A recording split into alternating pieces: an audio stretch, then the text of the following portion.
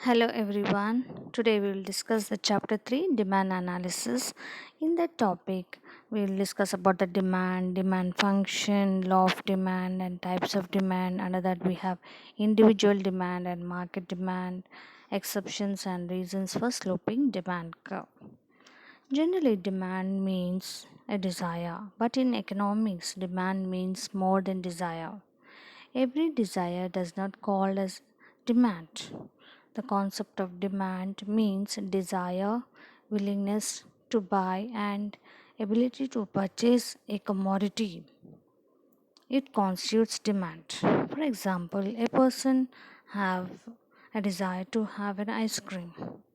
That means a desire, but to fulfill that, he needs the ability and purchasing power to purchase that uh, commodity. Then only we call it as a demand. So, demand means nothing but desire, ability, and willingness to purchase a commodity that constitutes demand. The main features of demand are desire for the commodity, ability to purchase, and willingness to pay.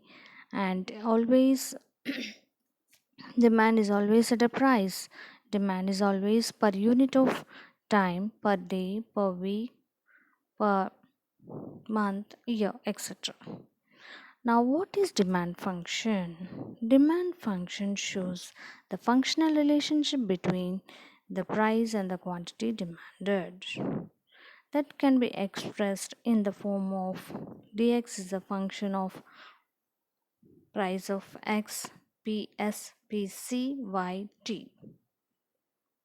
So, these are the determinants of demand. Now, this price of the commodity and the price of substitutes, complementaries, and income, they are called as independent variables. And demand is a dependent variable. That means demand is depending on these factors. So, they are called the demand is a dependent, and these factors are the independent variables. Now, let us discuss these factors one by one. First one is price of the commodity. The demand for a commodity is inversely related with price. That means price increases, demand falls, price falls, demand increases. By keeping other things constant, then only the the price and demand inverse relationship goes. Then price of substitutes and complementaries.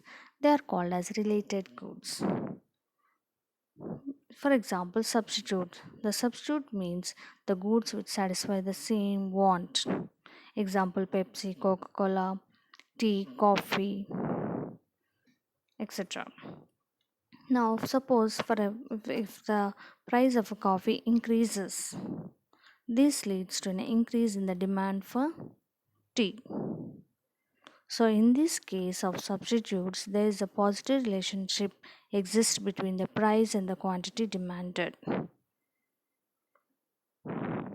Now let us see the in case of complementary goods.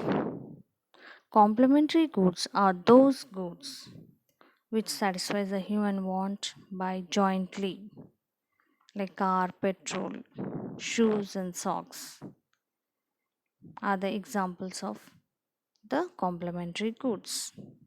So in the case of complementary goods, there exists a inverse relationship between the price and the quantity demanded. For example, if the price of the automobiles increasing,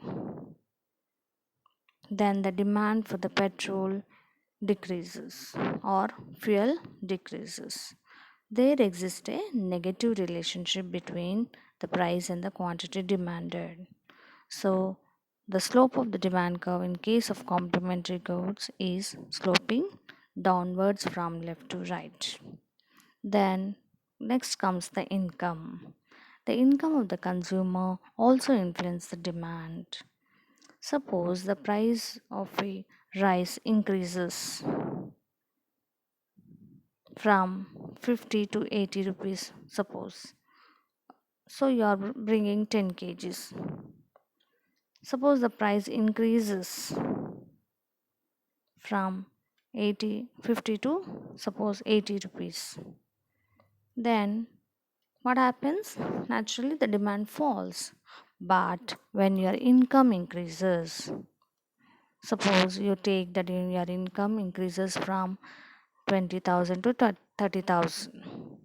Now you are able to buy more or the same 10 kgs you can bring, or you can buy more, say suppose 15 kgs. So you can able to buy more, and or you can buy the same.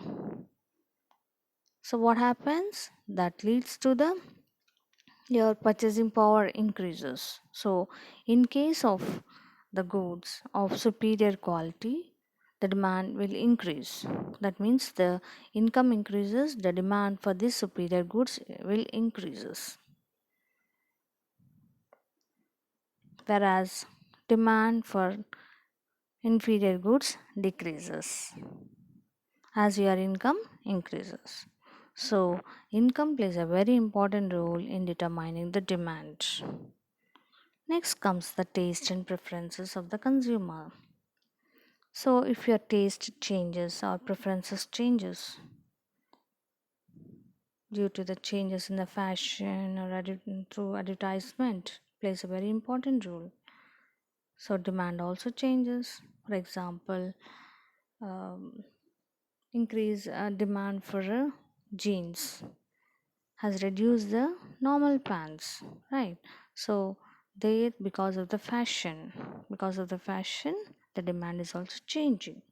Then come to the next comes to the population.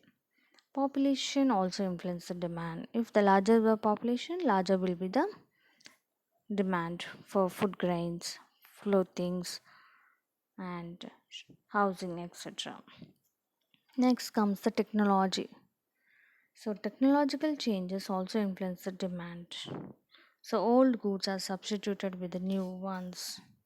For example, because of the technological change, the demand also changes. Like if you are having a LCD TV, so people before they have the normal TV, so they are changing because of the changes in the technology. They are going for the LCD TV, etc. Likewise, the changes in the weather conditions, business also influence the demand. So, these are the determinants of demand. Now, just look at the substitute goods examples of this, like butter and bread. They are the complementary goods, and substitutes are like tea, coffee, Coca Cola, Pepsi, etc. Now come to the law of demand. It explains the relationship between the price and the quantity demanded. That means there exists a negative or inverse relationship exists between the price and the quantity demanded. Here are the things keeping constant. What are the other things such as income, price of the commodities, substitutes, complementaries, taste, preferences, etc. remain constant? Then only the law of demand works. According to Alfred Marshall definition, the amount demanded increases with a fall in price and diminishes with rise in price when other things constant. I repeat, the amount demanded increases with the fall in price and diminishes with the rise in price by keeping other things constant. This is the Alfred Marshall definition. It can be expressed in the form of dx is a function of price of x. Now coming to the types of demand. There are two types of demand, that is individual demand and market demand.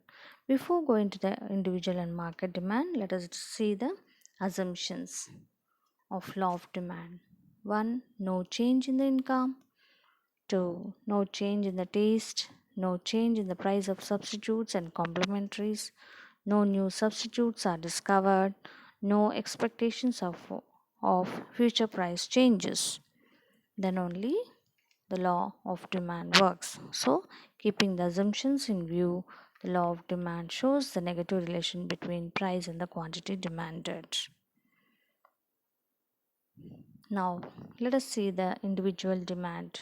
Individual demand or schedule shows the different a list of quantities demanded at various prices by a single consumer or one consumer in a given period of time in a market. That is called individual demand schedule.